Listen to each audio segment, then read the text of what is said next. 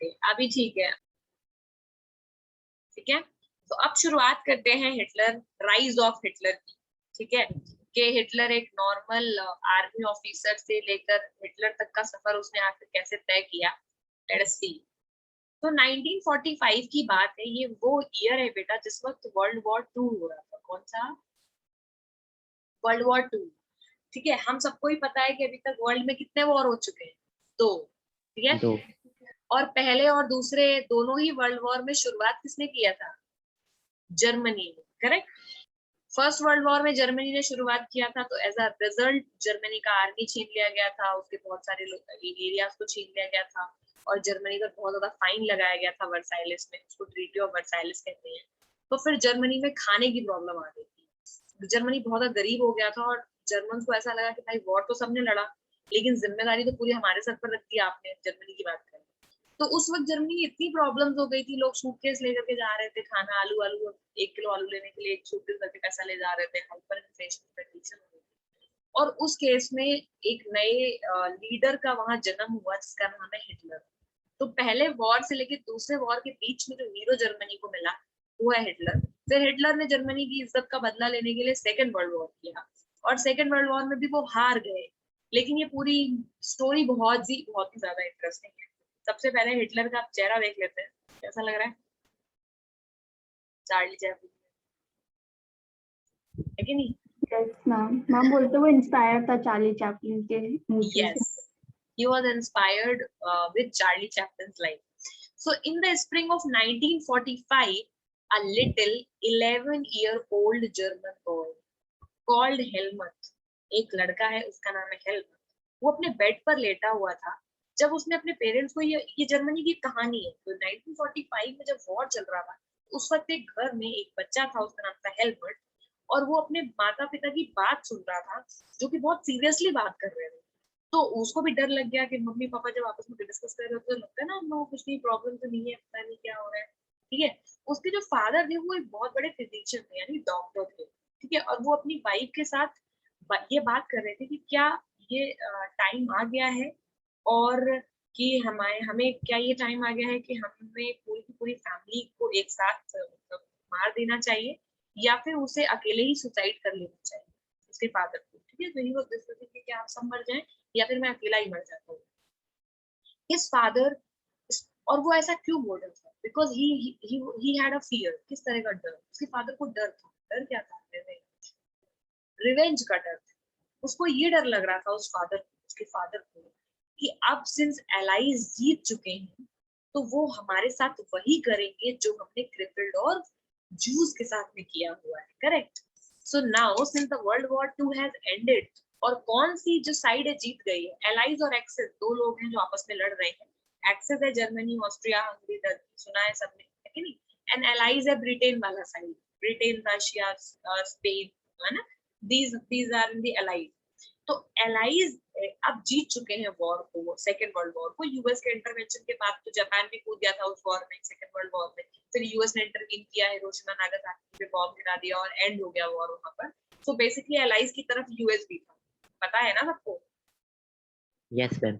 अगर किसी को पूरे नेम्स नहीं पता है फिर भी इतना समझो कि जर्मनी एक्सेस टाइप साइड पे था, और ब्रिटेन एलाइज की तरफ था, और यूएस भी एलाइज की तरफ था। और यूएस की एक्सेसिवली, क्योंकि उनके पास एटॉमिक बॉम्ब की टेक्निक थी, जो उन्होंने लास्ट में जिसका पावर, उन्होंने सुपर पावर का वो दिखाया लोगों को कि नहीं हम हैं इतने बड़े पावर, सो हमसे जरा बच करके रहो। So it was indirectly towards Russia, जो बाद में कभी डिस्कस करेंगे। बट अभी के लिए हमें इतना तो पता ही है कि एलाइज के अगेंस्ट है कौन? जर्मन। और जर्मन सिंस अब हार गए हैं, तो ये डर लग रहा है हेलमेट के पापा को कि एलाइज लोग हमारे साथ वही करेंगे जो हमने क्रिपल्ड और जूस के साथ किया। तो आखिर क्रिपल्ड और जूस के साथ इन्होंने ऐसा क्या किया है जो इन्हें इतना डर है कि इन्हें मर जाना चाहिए? सो बेसिकली क्रिपल्ड और जूस उन सारे लोगों को टॉर्चर करना, उनको गैस चेम्बर में बंद कर देना, जबरदस्ती उन्हें मार डालना, उन्हें जर्मनी के लिए सही सिटीजन ना समझना, एंटी जर्मन समझना, ये सब काम कौन कर रहे थे? These all were the acts of Nazi people. क्योंकि नाजी लोग ये समझते थे, नाजी एक तरह की फिलॉसफी है, नाजी जैसे हिंदुत्व। हिंदुत्व का मतलब हर वो आदमी जो हिंदू होने में बिलीव करता है, राम में बिलीव करता है कि नहीं, उसको हिंदू बोलते हैं।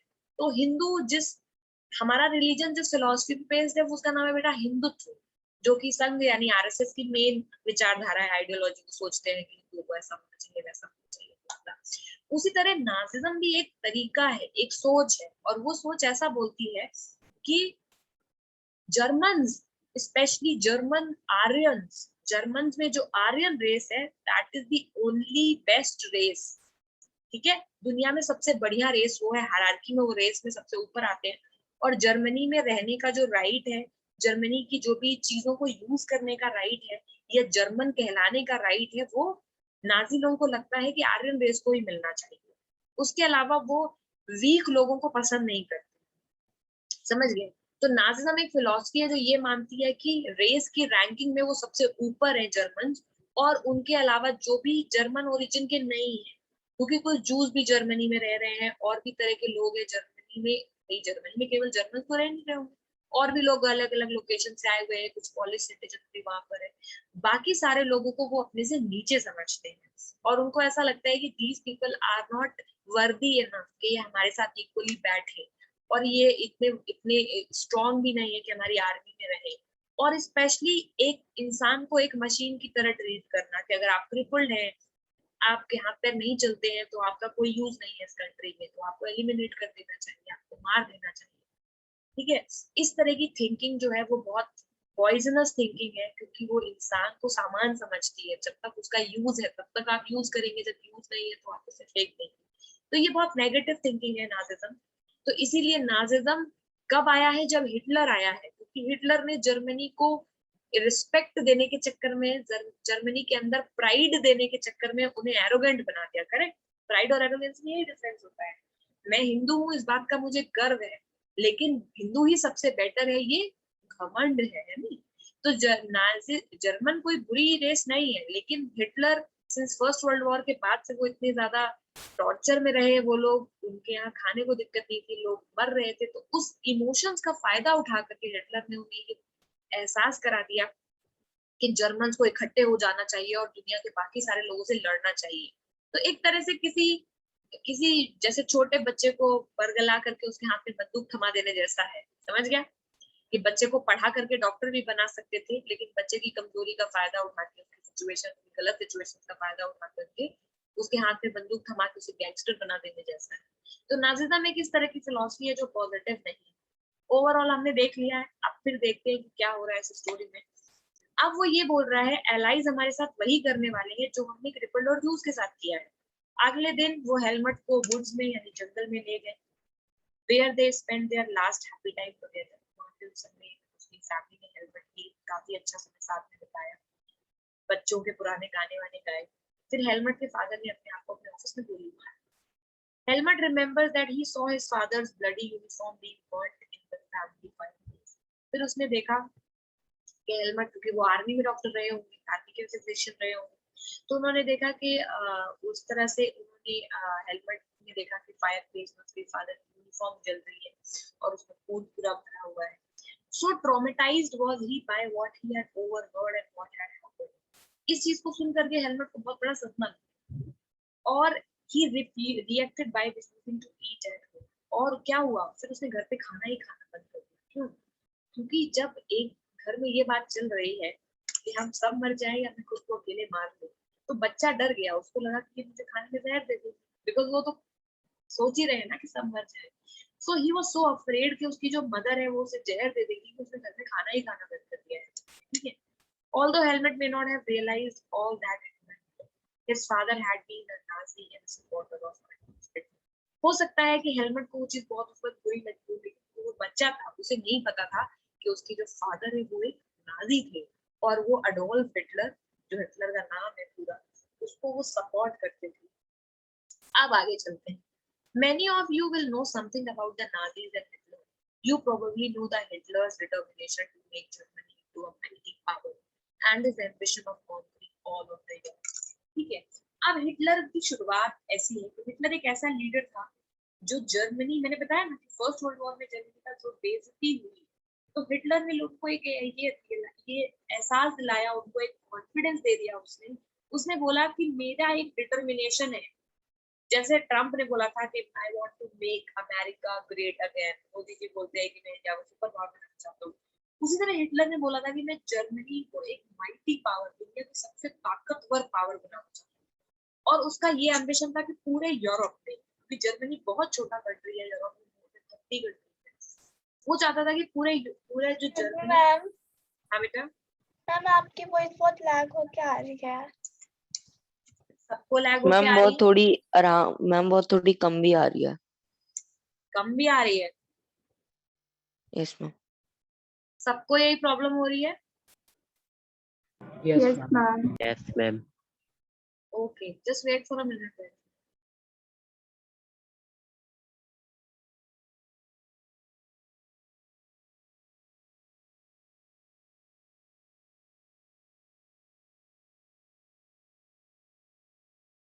तो सेकेंड वर्ल्ड वॉर के टाइम पे जर्मनी ने वही चीज की जो कि उनको लगा कि बहुत अप्रोप्रिएट है जर्मनी को आगे बढ़ाने के लिए। जर्मन्स में केवल वही रहेंगे जर्मनी में जो कि जर्मनी को दिल से चाहते होंगे।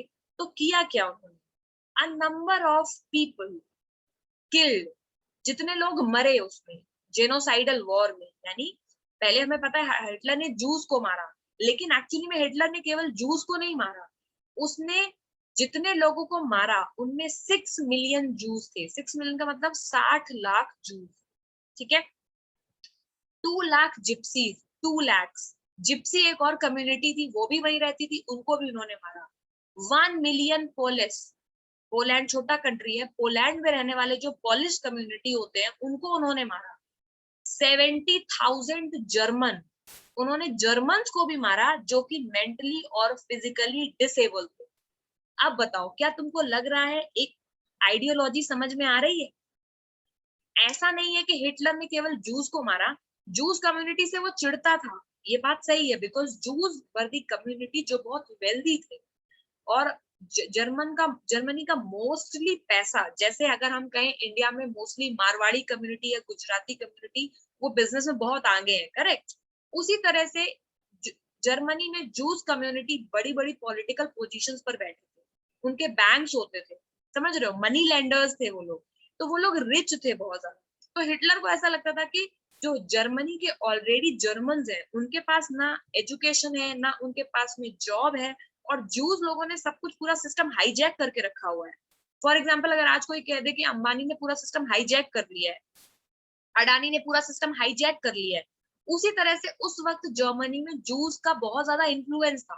उन्होंने इस वजह से, हिटलर चाहता था कि जूस जो है वो इंपॉर्टेंट पोजीशन से हट जाए और जर्मन्स को मौका मिले। लेकिन नाजिज्म एक ऐसी सोच नहीं है जो केवल जूस पर अटैक करे। नाजिज्म एक ऐसी सोच है जो अपने से ज्यादा कम एबल वाले किसी भी इंसान को रखना नहीं चाहती सिस्टम में, करेक्ट। नाजिज्म वो सोच है, फॉर एग्जाम्पल मैं कहूँ कि मैं 1000 लोगों का एक ग्रुप बनाऊंगा और उस ग्रुप में मैं केवल उन्हीं लोगों को रखूंगा जिनका आईक्यू लेवल 120 से ऊपर होगा, जिनका वेट 70 से ऊपर होगा, और जो लोग स्ट्रॉन्ग रहेंगे, जो मेरे लिए लड़ सकेंगे, समझ गए। तो इस चीज के चलते उनको पॉलिश सिटीजन, जिप्सीज और जूस और जर्मन्स, ये सारे ही जो कि मेंटली और फिजिकली डिसेबल थे, वो सारे लोग उनको बेकार लगते थे, क्योंकि उनको लगता था कि ये किसी काम के नहीं है, ये जर्मनी के क्या काम आ सकते हैं, ये तो वॉर पे भी नहीं लड़ सकते हैं।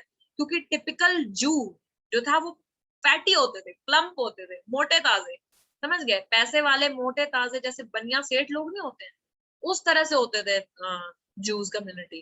तो ये भी एक बहुत बड़ा, एक अपीयरेंस पे देखो ये नाजिज्म कैसे लोग हैं, ये फिजिकल अपीयरेंस पे भी फोकस कर रहे हैं कि देखने में भी सुंदर होना चाहिए, हाथ पैर पूरे होने चाहिए, मेंटली भी स्ट्रांग होना चाहिए। समझ पा रहे हो क्या बोलने की कोशिश कर रही हूँ? Yes ma'am. और उसके अलावा उन्होंने बहुत सारे पॉलिटिकल ओपोनेंट्स को भी मारा। तो ऐसा नहीं है कि जर्मनी का हो कि जर्मन्स को नहीं मारा, मारा, जर्मन्स को भी मारा, इसीलिए वो सगे तो किसी के भी नहीं है, करेक्ट। तो ये कह देना कि Hitler loved Germany a lot, ये एक तरह से थोड़ा सा एम्बिगुअस और बेवकूफ बनाने जैसा ही है, क्योंकि अगर वो उसको केवल जर्मन्स प्यारे होते तो वो ये सारी हरकतें नहीं करता। तो ये एक तरह से बहुत खतरनाक आइडियोलॉजी है जो केवल उन्हीं लोगों को आगे बढ़ाना चाहती है जो मेंटली भी स्ट्रांग है, फिजिकली भी स्ट्रॉन्ग है, दिखने में भी बढ़िया आर्यन रेस के जैसे लगते हैं, सो दैट जर्मन अलग से दिखे और उनको देख करके लोगों को लगे वाह ये क्या कम्युनिटी है, समझ गए। Nazi device an unprecedented means of killing, और उन्होंने इस थ्योरी का फायदा उठा के इस तरह की मास मर्डर किए जो कभी हिस्ट्री में इसके पहले देखे नहीं गए हैं, क्योंकि इस तरह की किलिंग कभी सुनी है तुमने? कभी नहीं सुनी इस तरह की किलिंग हमने, जो ये किलिंग कर रहे थे। By guessing them in various killing centres, ये लोगों को उठा उठा करके किलिंग सेंटर भेजते थे, जैसे वैक्सीन का सेंटर होता है वैसे ही जर्मन के किलिंग सेंटर होते थे, यहाँ जाओगे तो मरने को मिलेगा। ऑचविट्ज बीइंग वन ऑफ देम। अब क्या होता था, अब देखो मैं तुम लोगों को एक बहुत अच्छी स्टोरी सुनाती हूँ कि ये मैंने पढ़ी है कहीं और, बिकॉज मैं पॉलिटिकल साइंस की भी स्टूडेंट रही हूँ, तो मैंने वहां पढ़ा था वो एक, जब जर्मनी ने ये सारे लोगों को मारा तो उन्होंने ऑफिसर से किलिंग करवाई, तो उसमें से नरमबर्ग की जगह आई है तो इसलिए बता रही हूँ। तो नरमबर्ग इज अ जगह is a place in Germany, वहां पर एक कोर्ट बिठाई गई।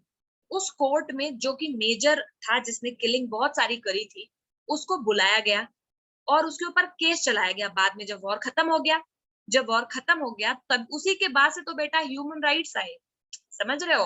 ह्यूमन राइट्स जो आज हम लोग चिल्ला चिल्ला के बातें करते हैं कि अरे जिंदा रहना तो हमारा ह्यूमन राइट है, पॉल्यूशन फ्री एनवायरनमेंट मिले हमारा ह्यूमन राइट है, नाम सुना ह्यूमन राइट। ह्यूमन राइट जैसा कोई राइट कभी किसी ने सुना नहीं था, लेकिन इन चीजों के बाद से लोगों को ये रियलाइज हुआ कि जिंदगी जीना भी एक अधिकार है, उसको तुम ऐसे बिना किसी की मर्जी से छीन नहीं सकते हो, जो हिटलर ने किया। तो इसीलिए वर्ल्ड वॉर 2 खत्म होने के बाद में प्रॉपर एक कमीशन बनाई गई और एक ह्यूमन राइट्स बनाए गए जो कि हम आज तक पढ़ते चले आ रहे हैं, करेक्ट। तो क्या हुआ, जब वर्ल्ड वॉर खत्म हो गई तो जो भी लोग किलिंग कर रहे थे उनको बुलाया गया केस पे। तो एक बहुत बड़ी पॉलिटिकल साइंटिस्ट है, एक तरह की लेखक जिनको बोलते हैं, राइटर थे वो, उनका नाम है हैना अरेंट। तो हैना अरेंट गई उस ट्रायल में, वो बैठी हुई थी, वो ये जानना चाहती थी कि ये कौन सी विचारधारा है, ये कैसे लोग हैं जो किसी को मार सकते हैं वो भी बिना किसी रीजन के। ना तो कंट्री में वॉर चल रहा था, ना तो जिप्सीज ने, ना तो जूस ने कुछ बिगाड़ा था उनका, ना तो क्रिपल्ड ने कुछ, क्रिपल किसी का क्या बिगाड़ सकते हैं, ना तो क्रिपल्ड ने कुछ बिगाड़ा था। तो वो साइकोलॉजी नहीं समझ पा रही थी कि आखिर जर्मनी ने ऐसा किया क्यों लोगों के साथ में। तो वो ट्रायल सुनने गई, जो लोगों ने मारा था, जिनको हिटलर ने दिया था ऑर्डर कि तुम जाओ लोगों को मारो। जब ट्रायल हुआ तो उस आदमी ने पता क्या बोला, उस आदमी ने बोला, जब जज ने उसको बोला कि तुमने इतने सारे लोगों को मारा, तुम्हारे को कभी अंदर से बुरा नहीं लगा कि मैं इतने सारे लोगों को मार रहा हूँ और मुझे गिल्ट होना चाहिए, है कि नहीं। कोई इतने लोगों को मारेगा वो भी इनोसेंट, और तुम तो आर्मी ऑफिसर हो, तुमको गिल्ट होना चाहिए इस बात का। तो उसने बोला नहीं, मुझे इस बात का कोई गिल्ट नहीं है। तो ये बात सुन करके हैना अरेंट चौंक गई कि इतने लोगों को मारने वाला इंसान आज वो भाई वो ये भी कह सकता था, वो ये भी कह सकता था कि हिटलर ने मुझे बोला था तो इसलिए मैंने मार दिया, मेरा मन नहीं था, लेकिन उसने ऐसा कुछ नहीं बोला, करेक्ट। तो यानी कि वो कितना बिलीव करता उस बात में, तो कि उसने बोला मुझे कोई रिग्रेट नहीं है कि मैंने इन लोगों को मारा। जब उससे बोला कि तुम्हें रिग्रेट क्यों नहीं है, तो उसने जवाब दिया ऑर्डर इज ऑर्डर। समझ गए, जवाब क्या दिया, ऑर्डर ऑर्डर होता है, उसके सामने ह्यूमन लाइफ की कोई वैल्यू नहीं है। तो मैंने तो ऑर्डर फॉलो किया, लोगों को मारा, मुझे उस बात का कोई गम नहीं है। तो देखो नाजीज की थिंकिंग सोचने की कोशिश करो, एक बार उसे समझ जाओगे तो सब समझ जाओगे, क्योंकि इस पूरे चैप्टर में 2-3 क्वेश्चन है कि नाजिज्म से हम क्या समझते हैं, ठीक है। तो नाजिज्म एक ऐसी थिंकिंग है, हिटलर ने एक ऐसा एनवायरनमेंट बनाया अपनी कंट्री में जिसके थ्रू कंट्री के लिए, कंट्री को प्यार करना मतलब हिटलर की बात मानने के बराबर है। अगर तुम हिटलर की बात मानोगे तो ही तुम कंट्री को प्यार करते हो, करेक्ट। और कंट्री को प्यार करने के लिए तुम किसी भी लेवल तक जाओगे, फिर मर्डर वर्डर कुछ नहीं देखोगे, और डिसिप्लिन डिसिप्लिन होता है, ऑर्डर ऑर्डर होता है। किसी ने ऑर्डर दिया तो ये नहीं देखना है कि सही है या गलत, उसको फॉलो करते रहना है। इस तरह की थिंकिंग नाजीज के अंदर डेवलप की गई। आगे हम देखेंगे धीरे धीरे किस तरह से डेवलप हुआ, आखिर क्या था, क्यों इतना बड़ा रीजन, किस चीज का रीजन था इतना बड़ा कि इतने सारे लोग मर गए इसमें, ठीक है। अब जब नरमबर्ग का ट्रायल हुआ तो उसमें केवल 11 लीडिंग नाजीज को डेथ में, यानी 11 लोगों को केवल सजा हुई, बाकी लोगों को सजा नहीं हुई, ठीक है। Many others were imprisoned for life, लेकिन बहुत सारे लोग और भी थे जिनको लाइफ टाइम सेंटेंस दिया गया, मारा नहीं गया लेकिन उनको जेलों में रखा गया, ठीक है। वॉर खत्म होने के बाद में सजा दी गई, लेकिन वो सजा क्या सफिशिएंट है? जो नाजीज ने किया उसके कंपैरिजन में उनकी जो सजा थी वो बहुत कम थी। उसके बाद से हिटलर इतना फेमस हो गया कि तुम जानते हो हिटलर कौन है, क्योंकि हिटलर का वो एक्ट ने हिटलर को पूरे हिस्ट्री के लिए फेमस क्या, नोटोरियस कर दिया। थोड़ा पीछे चलते हैं। अब वॉर हुआ तो जर्मनी ने क्या किया? वॉर के बीच में ही जर्मनी ने हिटलर ने जर्मनी में इतने लोगों को मारा है, सेकेंड वर्ल्ड वॉर के टाइम, ठीक है। लेकिन जब वॉर खत्म हो गया तो जर्मनी ने सरेंडर किया एलाइज को, ठीक है। उन्होंने एलाइज के सामने सरेंडर कर दिया, और उनको क्योंकि ऑलरेडी पता था कि क्या होने वाला है उनके साथ। यही रीजन है कि हिटलर, उसका मिनिस्टर और उसकी पूरी फैमिली, इन सब लोगों ने कलेक्टिव सुसाइड कर लिया। समझ गए? क्योंकि उनको पता था जो उन्होंने किया है उसके लिए एलाइज क्या उन्हें कभी माफ करेंगे? नहीं करेंगे। अगर जिंदा पकड़े जाते तो एलाइज इन्हें गोली मार देते, लेकिन अपनी रिस्पेक्ट बचाने के लिए उन्होंने खुद ही को गोली मार लिया। और जिस जगह गोली मारी थी वो है बर्लिन। बर्लिन के बंकर में उन्होंने गोली मार लिया इन सारे लोगों ने। क्या लगता है, सरेंडर करने के बाद गोली क्यों मार ली खुद को? मैम अलाइस मैम एक घर की लाइट चली गई थी मैम, एक और बार बता दोगे? मैं ये कह रही हूँ कि 1945 में जब वॉर खत्म होता है तो जर्मनी, देखो मैंने क्या बताया, वॉर के समय हिटलर ने क्या किया, इतने सारे लोगों को मारा, एक जीनोसाइड किया, पूरी दुनिया में वो बदनाम हो गया। लेकिन जब वॉर खत्म हुआ तो सरेंडर, पूरी जर्मनी ने सरेंडर किया, लेकिन हिटलर, उसका मिनिस्टर गॉबल्स और उसकी पूरी फैमिली ने सुसाइड कमिट कर लिया, यानी उन्होंने अपने आप को ही गोली मार ली। क्या लगता है ऐसा क्यों किया उन्होंने? मैम क्योंकि वो चाहते थे कि हम लोग एलाइज के साथ पकड़े ना जाए, वरना हमें उससे ज्यादा कोई बड़ी सजा मिल सकती है। इससे सिंपल हम लोग डेथ ले सकते हैं गोली से। नहीं, इसका कनेक्शन है प्राइड से। प्राइड सुना है? शब्द बहुत बड़ा है। हिटलर ने सोचा कि मैं इज्जत से खुद मर जाता हूँ, क्योंकि इनके हाथों पकड़ा जाऊंगा तो बदनामी होगी, मेरी बेइज्जती करेंगे ये लोग। समझ गए? तो इससे एक और चीज हमें पता चलती है कि नाजी एक ऐसी फिलॉसफी है जो एक्सेसिव प्राइड में बिलीव करती है। घमंड है उनके अंदर, किस चीज का? जर्मन होने का, कि सर कटा सकते हैं लेकिन सर झुका सकते नहीं वाला हाल जो है। लेकिन हम लोग ये पॉजिटिव में करते हैं, उन्होंने वो चीज नेगेटिव में किया, क्योंकि जो भी उन्होंने किया उनको पता था कि उनको वॉर क्रिमिनल की तरह ट्रीट किया जाएगा, वो जर्मन का लीडर की तरह ट्रीट नहीं किया जाएगा। बेटा वॉर तो सब जगह होता है, लेकिन वॉर हारने के बाद में भी कभी किसी लीडर की बेइज्जती हो ऐसा सुना है? नहीं। जब इंडिया पाकिस्तान के बीच में वॉर हुआ था तो हमने उनके जो भी सैनिक थे, जो भी बाकी लोग थे, उनको बाइज्जत वापस भेज दिया था। कोई एक डिफीट एक्सेप्ट कर ले उतना ही काफी है, ह्यूमिलिएट करना पर्पस नहीं है। लेकिन उनको पता था कि जो जो हिटलर ने किया है उसके लिए उनको वॉर क्रिमिनल की तरह ट्रीट किया जाएगा, और ये क्राइम को दुनिया कभी माफ नहीं कर पाएगी। और उस शर्म और उस बेइज्जती से बचने के लिए उन्होंने अपने आप को गोली मार दी। सजा तक क्यों डरेगा जो आदमी खुद को गोली मार रहा है? लेकिन उनको पता था कि जो उन्होंने किया है उसका सीरियस मॉरल और एथिकल क्वेश्चन है। दुनिया उसको जज करेगी सारी जिंदगी, जो हम आज तक कर रहे हैं। करेक्ट? आज तक हम हिटलर को जज कर रहे हैं कि उसने इतने लोगों को मारा है, कितना बुरा आदमी था, ये सोच करके ही वो मर गए। क्योंकि अगर जीत जाते तो हिस्ट्री ऑलवेज फेवर्स विनर, कोई फर्क नहीं पड़ता है कि विनर जीता कैसे। करेक्ट? हुमायूं ने भी इंडियंस को ही हराने के बाद में ही तो कब्जा किया था हमारे यहाँ के थ्रोन पर। अकबर ने भी कितने राजपूताना स्टेट्स को हराया। क्या अकबर ऑलरेडी इंडिया में रहता था?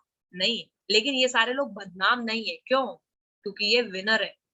तो हिस्ट्री विनर को कभी भी, क्योंकि विनर ही हिस्ट्री लिखते हैं, जो बच गए वही ना हिस्ट्री लिखेंगे। हम ये सारी चीजें कैसे पढ़ रहे हैं? क्योंकि किसी ने लिखी है। और वॉर में जो जीतता है वही बचता है, बाकी तो मर ही जाते हैं, और वही हिस्ट्री लिखते हैं। तो कभी भी तुम ये नहीं देखोगे कि विनर के खिलाफ लिख दे कोई हिस्ट्री। ठीक है? लेकिन यहाँ पर वो विनर नहीं है, इसीलिए वो विलन है। अगर जीत जाता था तो क्या पता आज तुम जॉर्ज डब्ल्यू बुश के साथ में और महात्मा गांधी के साथ में हिटलर को कंपेयर कर रहे होते, लेकिन हार गया तो उसको मरना पड़ा।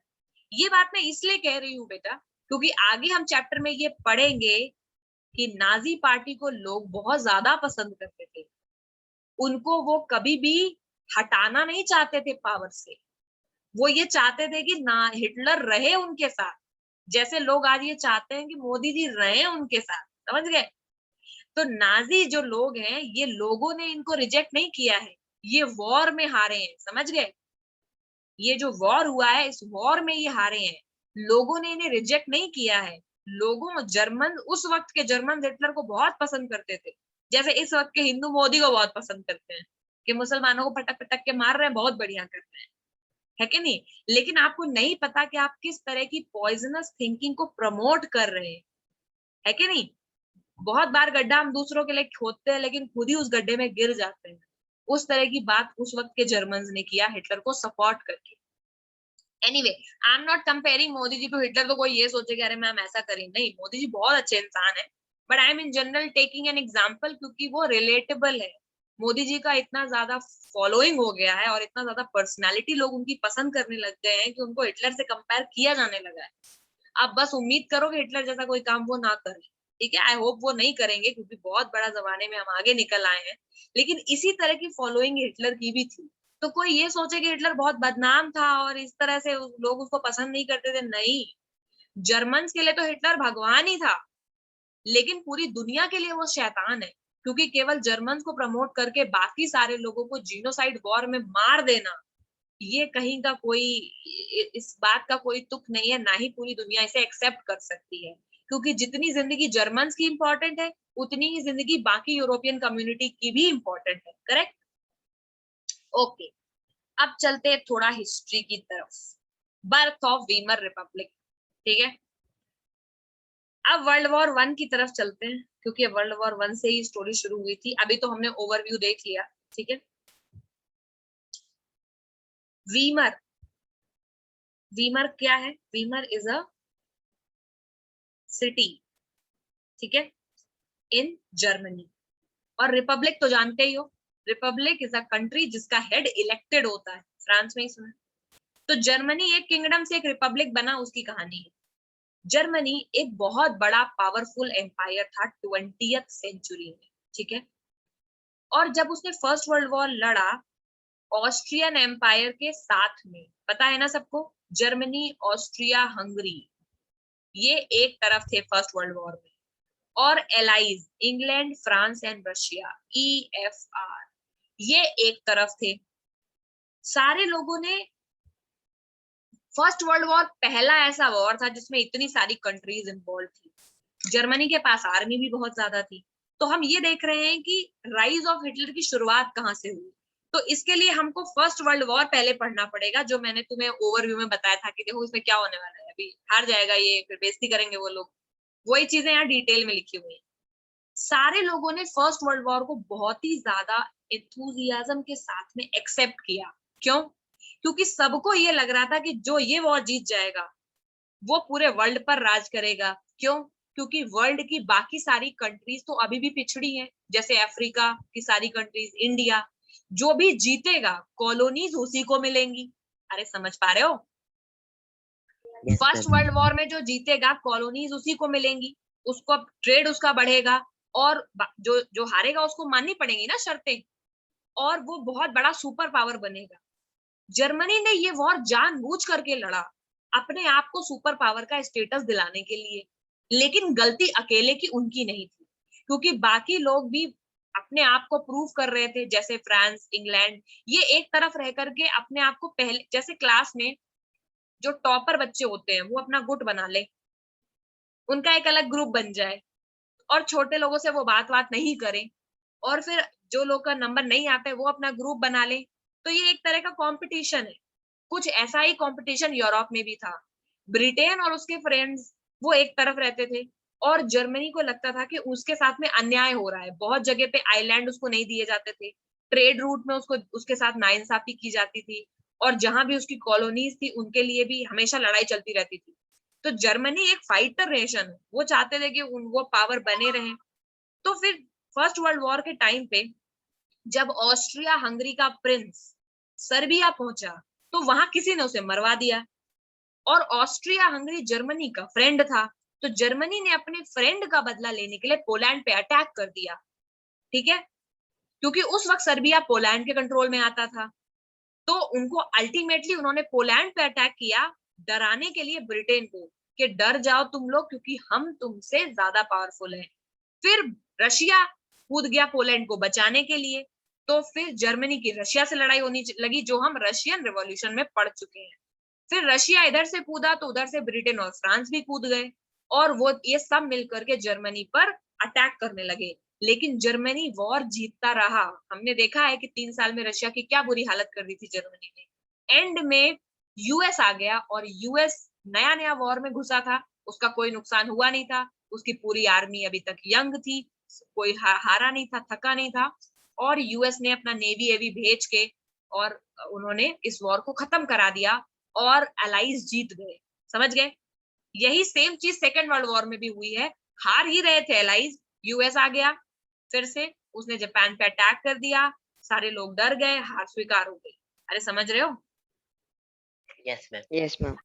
लेकिन अब इस पूरे वॉर में जीता कोई, इस बात से कोई फर्क नहीं पड़ता। क्यों? क्योंकि वॉर में कभी कोई जीतता नहीं है। वॉर की विक्ट्री एक भ्रम के जैसी है। क्यों? क्योंकि जब वॉर में सब कुछ खत्म हो गया, सारे रिसोर्सेज, सारी रेल की पटरियां, ट्रेड रूट, जितने जगह से इनका ट्रेड चलता था, जहां जहां से पैसा कमाते थे, सब बर्बाद हो गया पूरे यूरोप का। एलाइज का भी बर्बाद हुआ। वॉर होगा तो नुकसान दोनों तरफ का होगा ना। तुम मेरे घर का चेयर तोड़ोगे, हम तुम्हारे घर का चेयर तोड़ेंगे। जीते कोई भी, लेकिन नुकसान तो दोनों का ही हो गया। तो ये करते करते जब वॉर खत्म हुआ तो पता चला कि यूरोप में तो गरीबी आ गई, क्योंकि यूरोप की तो पूरी इकोनॉमी ही बर्बाद हो गई इस वॉर में, सारी कंट्री गरीब हो गई। जर्मनी स्टार्टिंग में थोड़ा सा गेन मिला जर्मनी को, जब उसने फ्रांस और बेल्जियम को ऑक्यूपाई कर लिया, क्योंकि जर्मनी स्टार्टिंग में स्ट्रांग था, जब तक यूएस नहीं आया तब तक उन्होंने फ्रांस और जर्मनी का बहुत सारा पार्ट, फ्रांस और बेल्जियम का बहुत सारा पार्ट जर्मनी कब्जा कर लिया। लेकिन एलाइज मजबूत हो गए जैसे ही यूएस आ गया वॉर में, और उन्होंने जर्मनी को हरा दिया, और नवंबर 1918 में ये वॉर खत्म हो गया। जब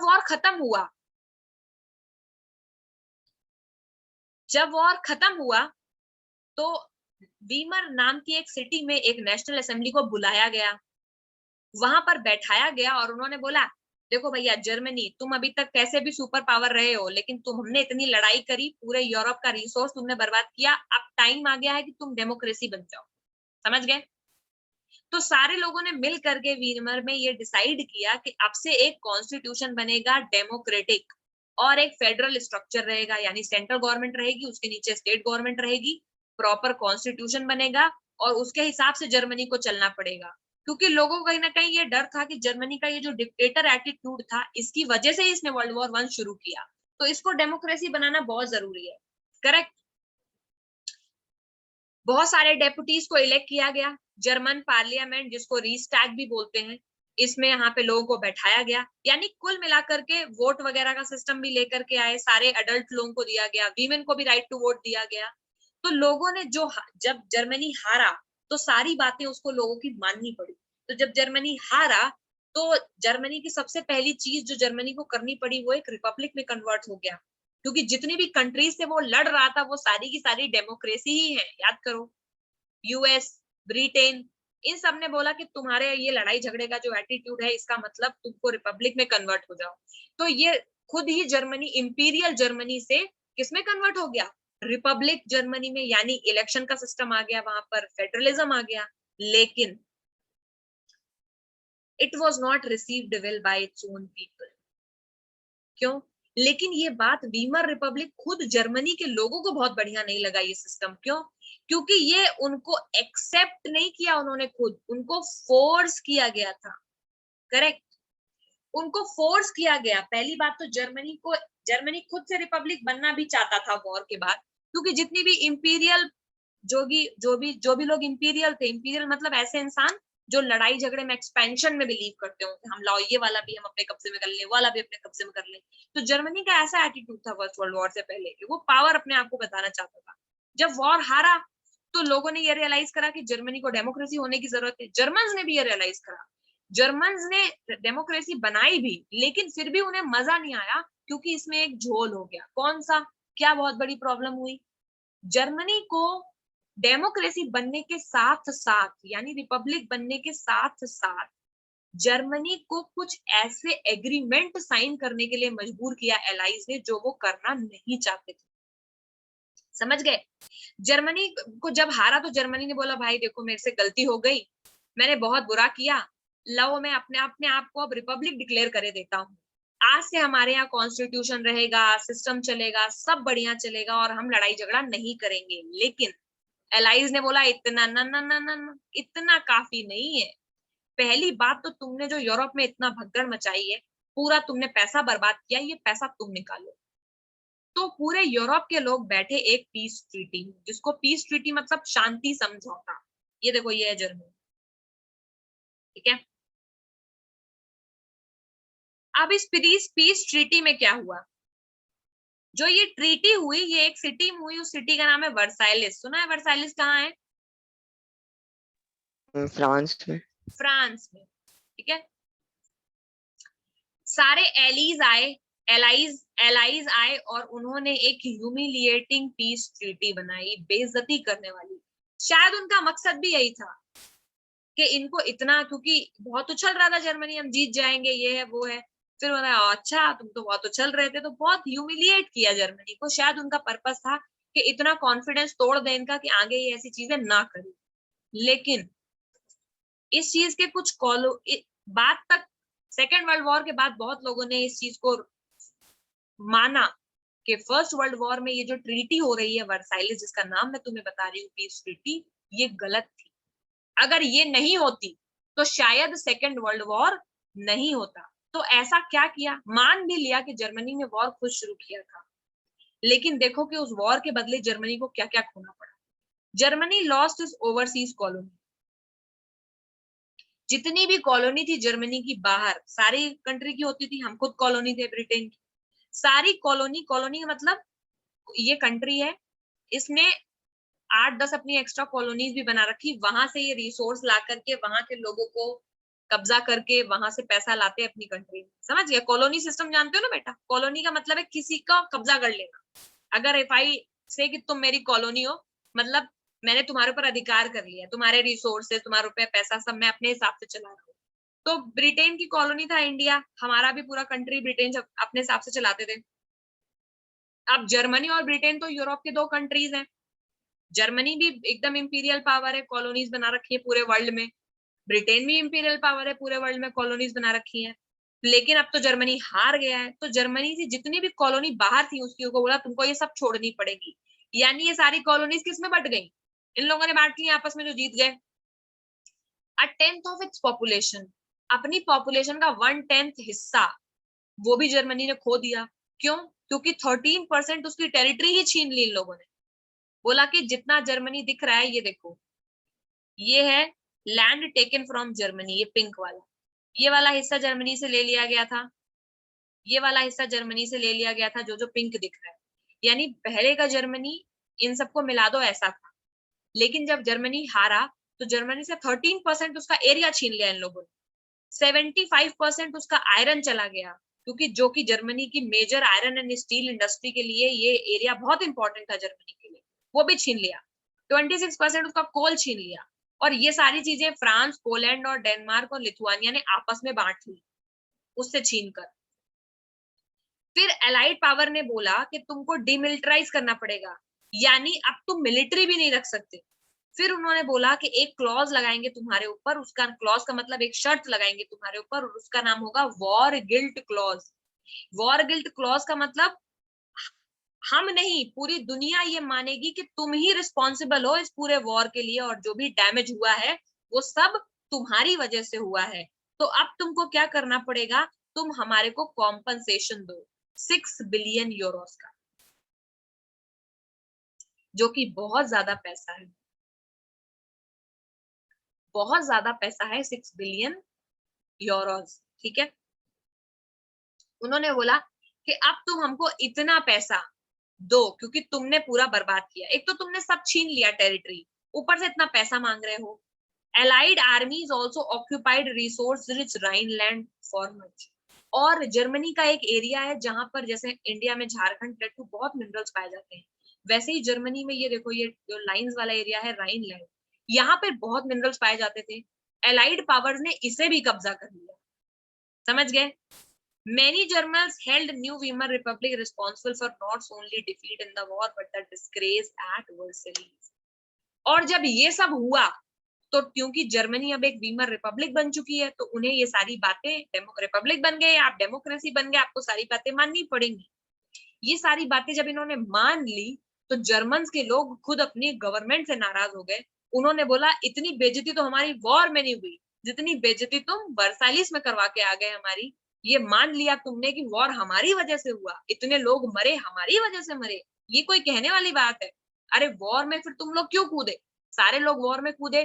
तो जर्मनी वो इस तरह की बेइज्जती एक्सेप्ट नहीं कर पाया कि हमारी जमीन ले ली, हमारे लोग ले लिए, हमारे ऊपर कर्जा भी लगा दिया, पूरे वॉर की जिम्मेदारी अकेले हमारे सर पर डाल दी, बल्कि वॉर तो सबने लड़ा था। और ये जब हुआ तो उसी वक्त स्टार्टिंग हो गई थी वर्ल्ड वॉर 2 की। और इसके बाद जर्मनी, अब क्या लग रहा है, कुछ बचा ही नहीं है जर्मनी के पास, उसका सारा सब कुछ तो ले गए हो, तो जर्मनी में खाने की प्रॉब्लम होने लगेगी, इफेक्ट ऑफ वॉर में देखेंगे। और उस वक्त लोग इतने ज्यादा परेशान हो जाएंगे गवर्नमेंट से कि उनको एक ऐसा लीडर चाहिए रहेगा जो उनको सपोर्ट दे सके, उनको ये विश्वास दिला सके कि नहीं जर्मनी अच्छा नेशन है, उसके लोगों की कोई वैल्यू है। और उस वक्त हिटलर आता है। ऑल्दो हिटलर का आना गलत नहीं है, लेकिन हिटलर का लेकिन जिस तरह की चीजें उसने करी, लोग उसे पसंद करने लगे उसके बाद, वो हम नेक्स्ट क्लास में देखेंगे। अभी के लिए समझ आ गया? Yes, ma'am. So two questions you have to do। ये वाला पूरा पैराग्राफ में ट्रीटी ऑफ वर्साइलिस का रिजल्ट लिखा हुआ है, वो लिख के लाना है। और इसके पिछले वाले पेज में इफेक्ट्स ऑफ, ये लिखो treaty of terms of treaty of Versailles, first question है तुम्हारा। और सेकंड क्वेश्चन जो है, जो तुम्हें लिखना है, वो ये है कि this one, genocidal second world war.